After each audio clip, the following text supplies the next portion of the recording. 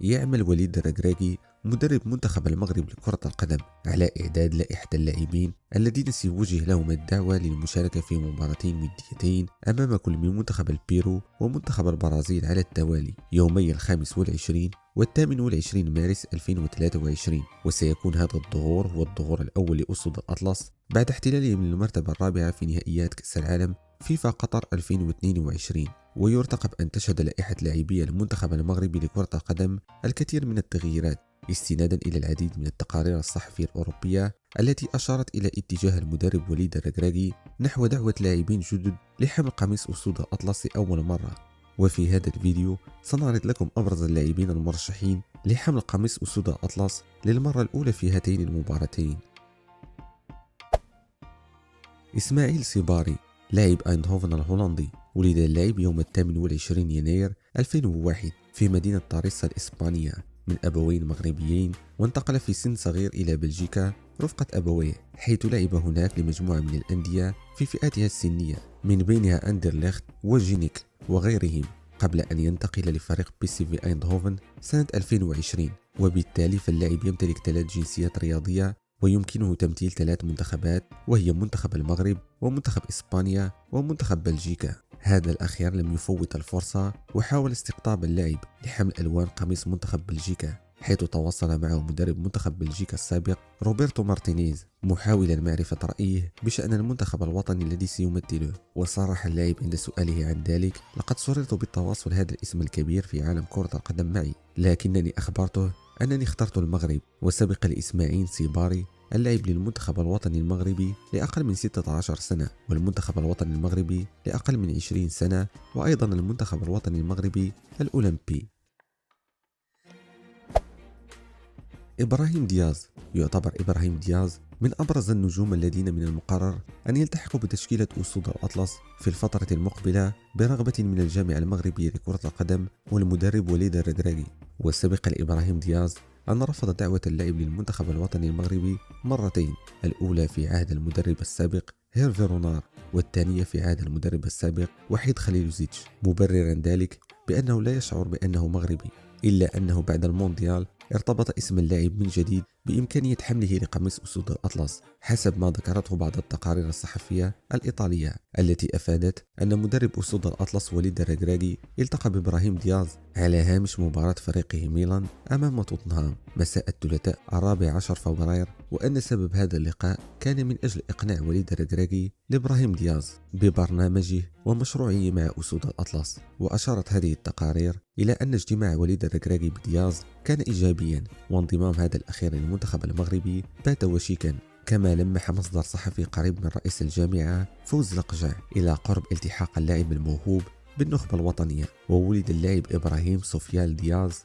يوم 3 غشت 1999 في مدينة ملقا الإسبانية من أم إسبانية تدعى باتريشيا دياز، وأب مغربي ولد هو أيضا في إسبانيا يدعى عبد القادر مهند سوفيال.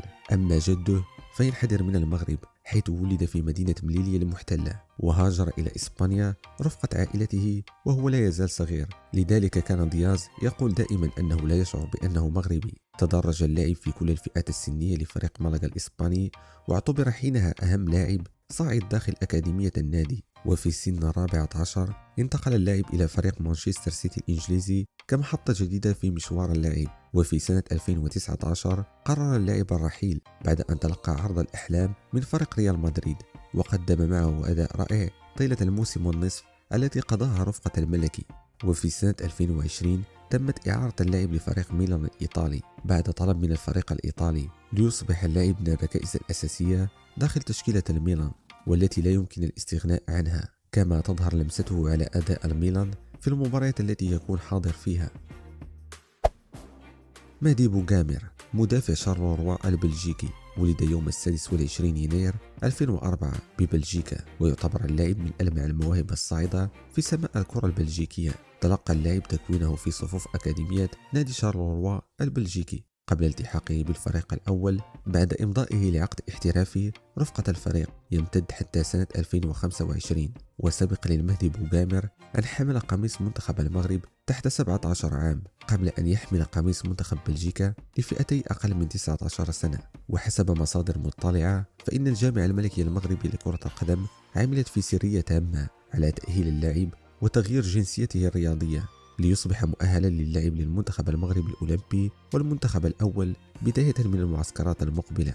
وساعد اللاعب بوغامر في إنهاء هذه الإجراءات وتسريعها قد محيطه وعائلته وسط حماس كبير لانضمام اللاعب لمنتخب أسود الأطلس. إلياس بن الصغير جناح فريق موناكو الفرنسي، ولد اللاعب يوم 16 فبراير 2005 في مدينة سان-تروبي الفرنسية من أبوين مغربيين. بدأت مسيرته الكروية في سن 5 سنوات بأكاديمية كوغولينوا قبل أن ينضم في عام 2016 إلى فريق سان رافاييل الذي لعب معه لموسمين، ثم عاد إلى فريقه الأول. وبعد الأداء الرائع الذي قدمه اقتنصه كشاف فريق موناكو ليوقع معه عقدا احترافيا في سنة 2021 لمدة 4 سنوات. وكان من المقرر أن يلعب اللاعب مع الفئات الصغرى لفريق موناكو قبل أن يتم تصعيده للفريق الأول، لكن ما حدث هو العكس، حيث أصبح اللاعب من الركائز المهمة داخل الفريق الأول، وذلك بفضل أدائه الرائع الذي قدمه في أول مباراة له مع فريقه في الدوري الفرنسي، حيث دخل اللاعب كبديل في مباراة فريقه ضد فريق أوكسير ليقلب المباراة رأسا على عقب، حيث كان فريقه متعادلا بهدف لمثله، وبدخوله سجل هدفين رائعين منح بهما الفوز لفريقه، وحطم بذلك رقما قياسيا حيث أصبح أصغر لاعب يسجل ثنائية في مباراته الأولى عبر تاريخ الدوري الفرنسي، متجاوزا بذلك كيليان مبابي وزين الدين زيدان، حيث لم يتجاوز 17 من عمره. وحسب مصدر داخل الجامعة الملكية المغربية فإن كشاف من الجامعة يتواصل مع اللاعب من أجل إقناعه بحمل ألوان أسود الأطلس في الفترة المقبلة، رغم الصعوبات التي ربما قد يواجهها في ظل اهتمام مسؤولي الاتحاد الفرنسي لكرة القدم به بعدما أصبح مادة دسمة للإعلام الفرنسي. لا تنسى إخبارنا في التعليقات برأيك، من هو اللاعب الذي ترى أنه سيقدم الإضافة في حال التحاقه بأسود الأطلس؟